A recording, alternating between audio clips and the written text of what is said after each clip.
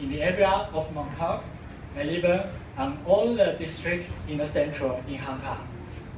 Toastmasters of the evening, ladies and gentlemen, do you still remember the night when the students occupied the legislative yuan? Right now, there is also a similar movement called Umbrella Revolution happening in Hong Kong. Although the purposes of those two movements are very different, there are actually some points which are similar to each other. Today, I'm gonna tell the exploration of my own about those two movements, including the similarities and even the differences. First, it's about jokes. Since the beginning of the movements, there have been many jokes around the politics situation about each other. For example, the students in Taiwan were accused by the elderly of not being very competitive, which is not true, since most of the participants are from NTU or school.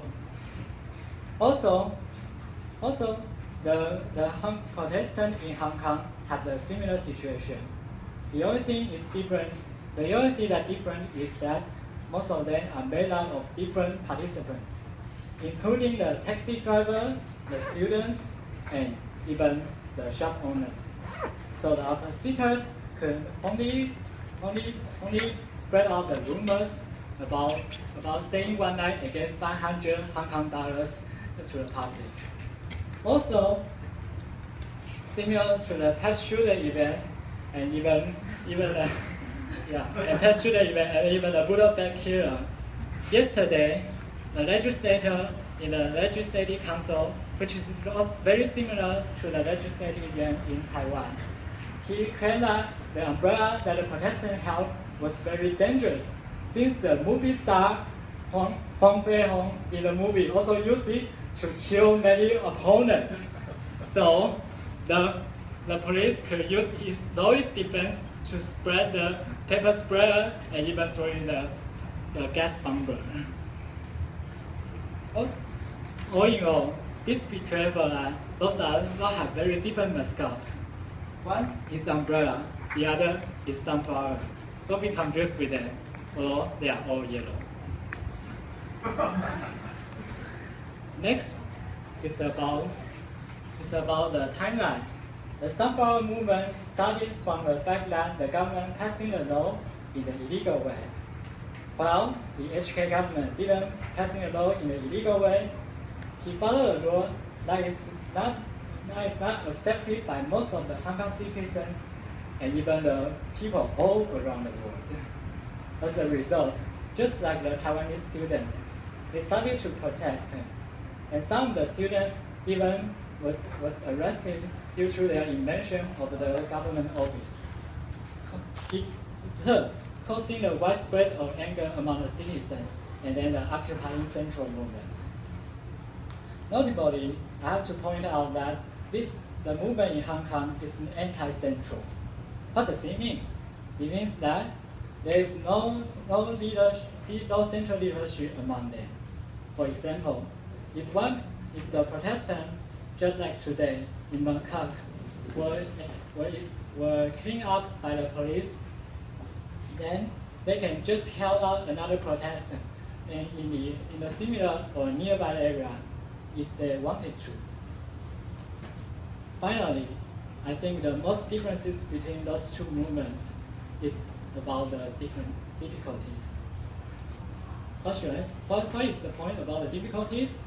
Well, since it is anti-central leadership, sometimes it is hard to find a grand solution which is accepted by most of the participants that can respond to the government's reactions.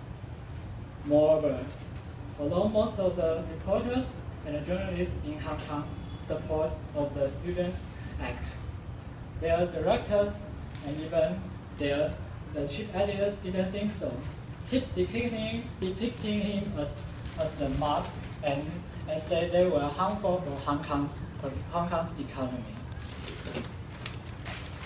Worst of all, as for the government's reaction, ironically, I think the Taiwanese government, the president is really responsible. he kept holding lots of press conferences and answering each reporter's question with C bigger than B.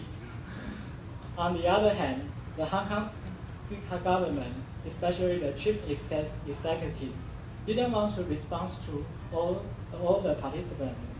Instead, he just hid behind the YouTube channel, but ordering his mob and even the mafia to attacking the media and even the protestants. Now, do you still believe the situation in Hong Kong is similar to that in Taiwan? In my opinion, that is very different. Right now, the citizens and even the protestants in Hong Kong cannot help but just stay in their own territory and don't know what to do for the next step. Although lots of support and encouragement come from all over the world, in my opinion, if possible, buy a ticket. Yeah, really, buy a ticket and just share our experience with them. After all, it's them who advocate Hong Kong, Taiwan today, Hong Kong, China tomorrow. Now, it's our time to support Hong Kong today, Taiwan tomorrow. Toastmasters of the evening.